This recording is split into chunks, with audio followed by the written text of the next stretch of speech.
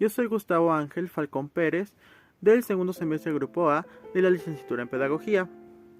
Hoy les voy a presentar mi trabajo de investigación con el título Rezago educativo después de la pandemia. Esto es de la materia Introducción a la Investigación Educativa. Como ya mencioné, mi tema es el rezago educativo después de la pandemia. El contexto que les voy a brindar es que, como sabemos, hace 2 años prácticamente fue lo que duró la contingencia en nuestro país. ¿De dónde surge esto? El virus COVID-19 surge en China y poco a poco se fue expandiendo alrededor de todo el mundo. En pocas palabras, nuestro país la verdad no estuvo preparado para esto, no se cuidó, no hubo las indicaciones, no se siguieron las indicaciones que nos dieron. Y un ejemplo de esto fue que nos mandaron una cuarentena, como su nombre lo dice. Una cuarentena consta de 40 días en confinamiento sin hacer actividades necesarias, esenciales. El problema estuvo en que la gente no creyó en el virus, no se cuidó, pensó está muy lejos, no nos va a afectar y no siguió las medidas, las indicaciones de sanidad, por lo cual el número de contagios se elevó hasta los cielos. Hubo muchísimas muertes y esto hizo que la suspensión de clases, que en su momento se planeaban 2 semanas sin clases, pasó a ser 2 años, y el resto de la contingencia fue cursos en línea, clases en línea, las clases a distancia. En nuestro caso, muchos de los niveles secundaria y primaria fueron clases televisadas o están en videollamadas con sus profesores, o simplemente les enviaban las clases, las actividades por WhatsApp. Ahora, ¿cuál es nuestro problema? El problema que radicó después de esto fue que, como lo mencioné, pues hubo mucho tiempo que duró las clases en línea. Desafortunadamente, muchos profesores no tenían la intención de seguir dando clase como tal, porque o no dieron un seguimiento a los alumnos, ya que simplemente mandaban las actividades al WhatsApp, se las pedían, que mandaran las evidencias, pero realmente nunca se checaron esas actividades, nunca hubo una retroalimentación. Los alumnos solo se quedan con la teoría.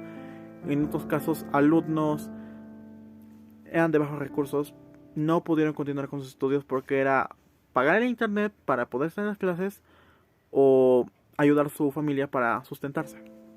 En otros casos, las zonas donde vivían, las zonas rurales más que nada, no existía o no hay acceso, mejor dicho, la palabra correcta es no había acceso a internet. Según los datos que obtuve, más de la mitad de las zonas rurales no tienen acceso a internet, lo que dificultó el poder seguir estudiando. En otros casos, los cuales que sí pudieron seguir estudiando los alumnos, el problema radicó en que no aprendían con las clases en línea, se quedaban con la teoría, lo que estaba viniendo, solo les explicaban o medio explicaban el tema y nunca lograron comprenderlo, no se hubo una retroalimentación adecuada al tema. Entonces, desgraciadamente, esto afectó mucho a la educación.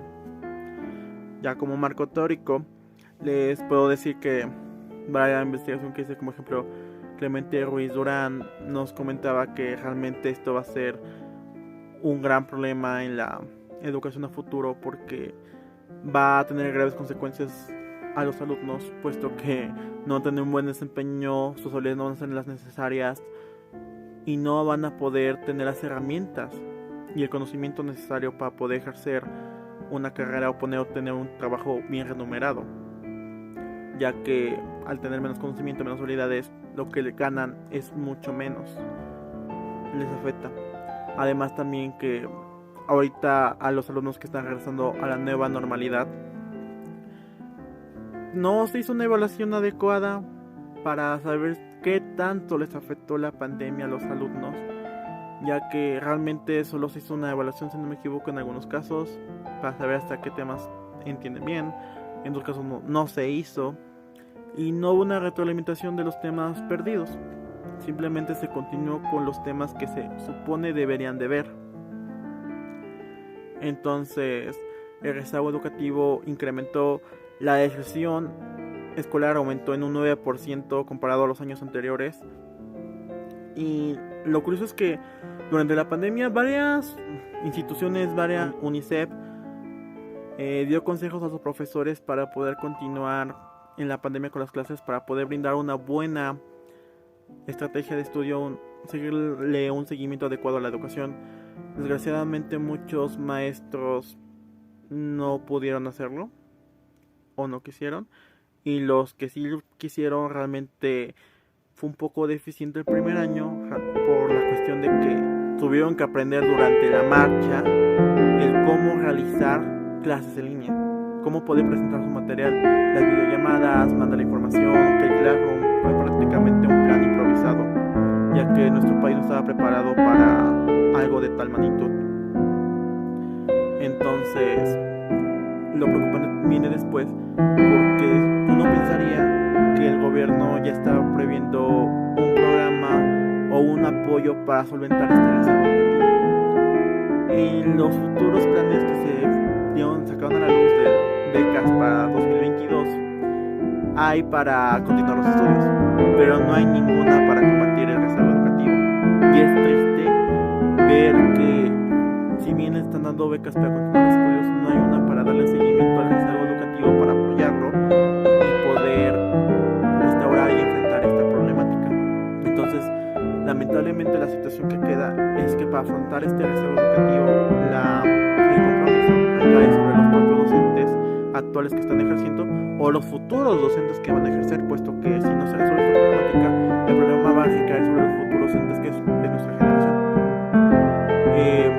Yo estoy proponiendo como una estrategia de inclusión unas pequeñas campañas o cursos de regularización para los alumnos, pero en base a uno o varios métodos de enseñanza que se adecuen al alumno para que ellos aprendan con lo que se sientan cómodos o con lo que más les gusta. Entonces, esto se va a hacer a fin de que puedan aprender de una manera en que ellos no se diviertan y sea más fácil para ellos poder procesar y obtener esa información. En mi caso, el plan de que estoy llevando a cabo por el momento, son 5 secciones, es con mis propios sobrinos, que ellos lamentablemente no tuvieron buena suerte con la educación este pasado año, de hecho perdieron un año escolar. Ya, entonces yo comencé a darle unas clases donde lo estoy realizando. La primera acción que tuve fue hacerles un examen diagnóstico para poder ver qué tan mal estaban. Después de hacer esa evaluación diagnóstico pude ver que iban muy atrasados. Mi sobrina de hecho no sabe escribir ni leer adecuadamente, y comencé con eso. Comencé a ver los temas que les costaban, los que se les facilitaban. Tomé acciones que ellos hacen diariamente para cometerlos una actividad para que lo hagan con gusto, además de no basarme en la memorización y práctica, para que no se les haga tan aburrido. Por ejemplo, con mi sobrina luego estoy cantando o estoy leyendo con ella sus libros favoritos para que esté aprendiendo a leer. Con mi sobrino, con algunas canciones o en unos ejercicios, le comencé a enseñar matemáticas, o le dejé hacer unas lecturas no convencionales, por así decirlo, porque no son lecturas que usualmente le dejan a un niño en primaria, sino para que le llamen la atención y se motive a seguir aprendiendo y a mejorar su comprensión lectora. La conclusión que llegué después de este plan de acción es que si se les motiva a los niños, sí se puede hacer una mejoría en el rezago educativo. En mi caso, pude notar mejorías en ambos niños. Realmente ellos mejoraron bastante, a pesar de solo ser 5 secciones, 5 días. Lograron mejorar bastante y es algo que me agrada y agradezco. Y es viable. Estas campañas de revolución son viables. Lamentablemente, muy pocos maestros se atreverían a comprometerse a aventarse este compromiso, puesto que implica mucha responsabilidad, mucha paciencia y mucho tiempo invertido, cosa que muchos docentes no están dispuestos a dar porque sería retrasarse en su propio plan de estudios vigente, cosa que es muy difícil y no creo que muchos estén dispuestos a hacer, pero sí es viable. Además de que en la materia, gracias por lo menos a esta materia, pude enfrentar esta problemática, pude saber llevar esta investigación, saber desglosar un tema, saber dónde buscar y si era viable o no. Esta materia me va a ayudar muchísimo para el futuro, cuando tenga que hacer investigaciones futuras en los siguientes semestres o en mi producto final como mi carrera, que va a ser la tesis. Eso sería todo por mi parte. Muchas gracias.